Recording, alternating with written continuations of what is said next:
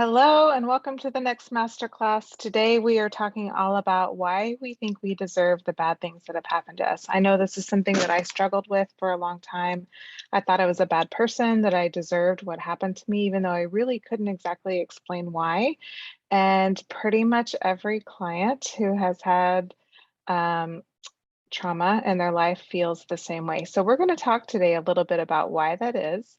I'm going to challenge it a little bit and then give you some tips and pointers on how to start to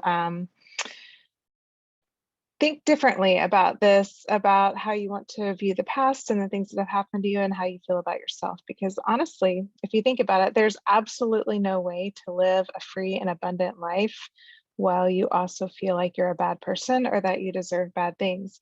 There's no way. You will always, even when some good things come to you, you'll always revert back to self-sabotage or somehow tearing down these things that are happening because you don't believe that you deserve them, right? Okay, so we're going to talk about it. First of all, from the angle of we're mammals. We're wired for connection. We have to have connection to survive. And this can be a frustrating thought process for a lot of people because if you've been through a lot of trauma or you've been hurt by people in the past, then we tend to want to isolate and say, I don't need anybody. I don't want anybody ever again. I'm just going to be by myself. I'm not going to connect to anybody. It's not worth getting hurt anymore. Of course, feeling that way is totally understandable.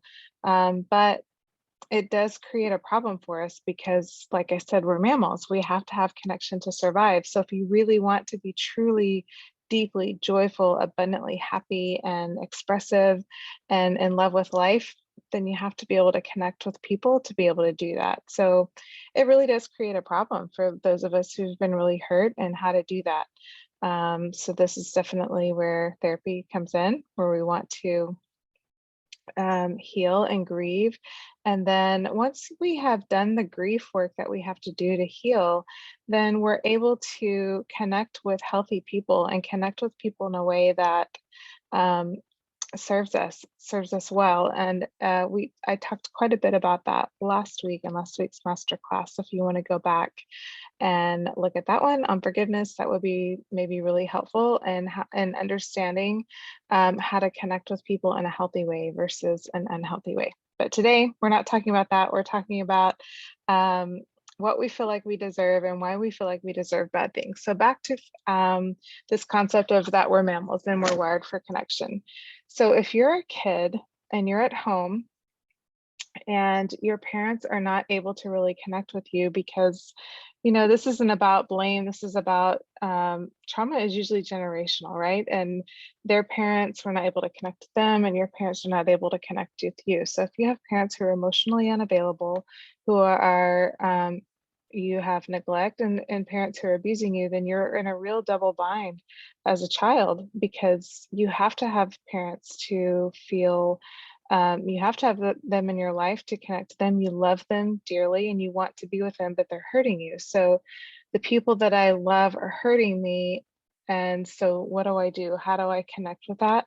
So what we do as kids is we decide that we're bad and that we deserve to not be connected to. We decide that we deserve to be yelled at, that we deserve to be abused or hit if that's what's happening, that we deserve to not be fed every meal. Because it makes a lot of sense if you think about it. If you're a child and you're in a lot of pain because you need love and affection and attention and cuddles and for a parent to get on the level with you and talk to you and make eye contact with you and connect with you and play with you, those things are not happening. You don't have any power to do anything about it. You are just a kid who's home. You can't call somebody to help. Who would you call even if you could? You don't even necessarily know that there's something wrong because you don't have, all you have is your own experience, right? So as you get a little older, a lot of times kids start to, they'll go do sleepovers or whatever at a friend's house and they'll see their parents acting differently. And so sometimes then you're like, wait, this is not what it's like at my house. But until you have those kinds of experiences, then you just don't know what you don't know.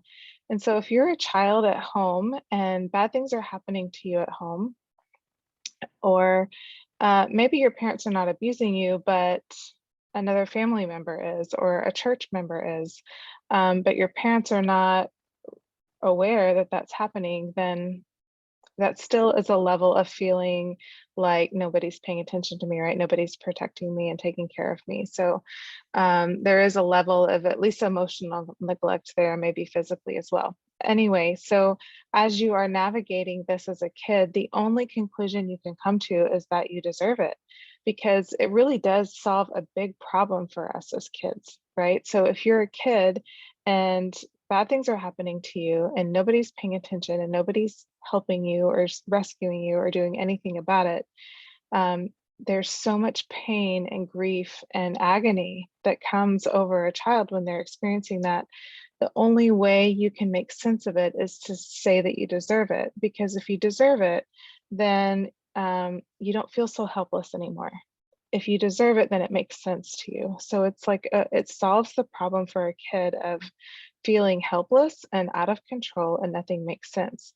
So if I decide I deserve this, then it makes sense to me. And it doesn't really take the pain away, but then we spend the rest of our life trying to figure out how to fix how bad we are. So if we can figure out the right combination of things to do, then we no longer are bad and bad things won't happen to us. We won't deserve it, right? So this is really, really crucial for us to understand, for us to absorb. So painful, because the reality is then we have to go back and grieve what's really true. And what's really true is that we were helpless, innocent little kids who didn't deserve anything other than to be loved and cherished and taken care of and nourished and played with and wanted, and um, all the amazing things that any human deserves. If that wasn't your reality, then it can be really hard to go back and grieve the pain of that reality and grieve the loss of the things that didn't happen. So we can start there of looking at what didn't happen versus what did. And that can be the one of the biggest keys and clues to unlocking the grief that we need to experience and feel. So a lot of times with clients, I will they come in with a mindset of, or I'm just a bad person, bad things always happen to me, I deserve bad things. And I'll say, well, why? And sometimes people tell me I don't know. And some people will tell me, well, I was just a really hard kid. Like I wouldn't shut up. I wouldn't stop talking. Or I was always getting in trouble. I always was acting out or doing, jumping off of things and hurting myself or whatever. Like people come up with reasons why they deserve what's happened to them. But here's my challenge to that. If you're struggling with that thought process, think about your own children if you're a parent, or another child that you know, maybe a niece or nephew, or I don't know, even just look at a kid in the mall or when you're walking around. Does any child deserve to be emotionally abandoned, beaten, sexually abused? I mean, kids are just being kids. So you're a chatty kid. There's nothing wrong with that. That doesn't mean you deserve something bad to happen to you. That's you just being you, right? And so a lot of times we want to really fight this thought process like, no, I'm different. I really did deserve what happened to me. But what's driving that thought process, what's driving the need to be bad, is not wanting to feel the depth of the pain and grief of the reality. Is that no, actually, you were just an innocent kid who didn't deserve something bad to happen to you, because that reality is so excruciatingly painful, but it's productive pain. The pain that you're feeling from feeling like a bad person, a loser, at a loss, like you deserve bad things and bad things always come to you, that's really painful too, but it's a hopeless pain. It's an empty pain. It's not productive. It gets you nowhere. It just keeps you stuck. So while the pain of accepting and soaking in the reality that you're actually a really cool, innocent kid who didn't get what you deserved, that's hard to um, allow that reality to sink in, to feel those emotions. But once you do, it's productive pain. You can move through it. that grief is something that you can move through and feel, and then get to the other side where you can reparent yourself, you can love yourself, and then you can find people and connect to people who actually feel that way about you too. Because until you do that, we're just going to keep attracting people who agree with us, who are going to treat us ultimately like we are bad people, that we don't deserve good things. They take advantage of us. And it just repeats the cycle over and over and over again. Okay, so there's one other piece of this that I wanted to talk about. We call it the locus of control shift, where basically, between the ages of 2 and 7, children have really magical thinking. They think that, and it's totally developmentally appropriate and normal, but children between the ages of 2 and 7 think that the whole world revolves around them. Nothing exists without them, that they cause everything that happens, and that they can create. It's just super magical and awesome. So I should say awesome if you are living in a family that is relatively stable, healthy, emotionally connected, then it's developmentally appropriate for you're coming into your own. Younger than that, you aren't really separated from your mom. You don't have a sense of self, but you're starting to develop that sense of self. And in developing that sense of self, you think that the whole world revolves around you. So what can be really problematic with that, if you are experiencing abuse and neglect between the ages of 2 and 7, then you truly do believe that you caused what happened, that you deserved it, and that you're bad, and this is only true about you. It's not true about anybody else. And the reason you believe that is because it's normal, like because of the magical thinking of a child at that age. So when we have really overwhelming experiences, we emotionally are stuck there because we can't process it, right? So if you're experiencing abuse and neglect between the ages of 2 and 7, and you don't have the tools to process that abuse and neglect, then there's a part of you that stays there and just holds it for you, so that the rest of you can move on. So it's a incredible coping mechanism that we have, but play that out over time. So now you're an adult going about your world, but you still have this little 5-year-old in there who was being abused or neglected, and you think that you're bad and it's all your fault. And so every time you have an experience in adulthood that reminds you that you could possibly be bad, or that could possibly be your fault, like, we just can't tolerate it. And so we get washed over with so much shame. And everyone experiences shame a little bit differently, but we can either cave in on ourselves and become highly depressed and sink in on ourselves, or we can just try and fling the shame around on anybody else to feel it because we don't want to feel it, right? So either of those responses just depends on how you're wired, is normal.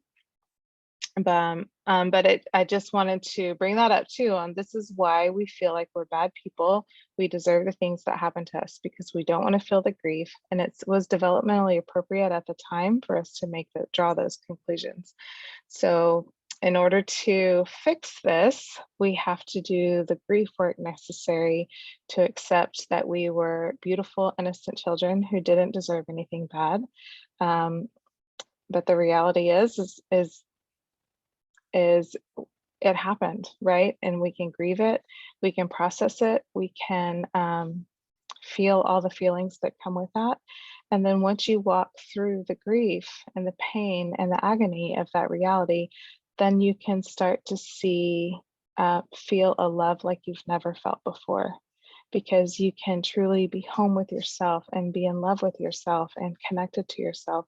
And then you can connect with people who are also in love with themselves, and then can truly show that love and connection back and forth. And they're not having these childlike reactions to not wanting to feel bad and not wanting to feel like you're a bad person.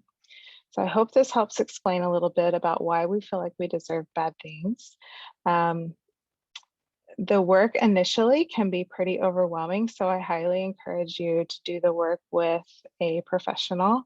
a life coach, a therapist, somebody who really knows what they're doing when it comes to helping people navigate trauma. Um, just because it can be quite intense and initially in the beginning as you start to feel the pain and the grief of the reality. But typically, depending on the level of trauma, you can move through it fairly quickly once you start to feel those feelings and you gain the tools on how to feel feelings and stay safe. So if you want to talk a little bit more about it, I would love to hear your story. You can click on the link in comments and we can have a chat. I'm happy to have a free 30-minute chat with you just to hear your story, hear what's going on, help you kind of jumpstart how to walk through that process. And then, of course, if you'd like to do some counseling, I'm totally up for that too. I love helping people. I love connecting with people and helping them find true joy and abundance on the other side of some really deep and painful things that have happened to them. That is my life's mission. That's why I'm here. So this is a super short masterclass. I hope you find it helpful. And let's connect. I'd love to talk to you. Leave me a comment here or set up a time for us to chat. Happy Friday. It's Friday morning for me. Maybe it's Thursday night for a lot of you, but I'm hoping you have a fantastic weekend.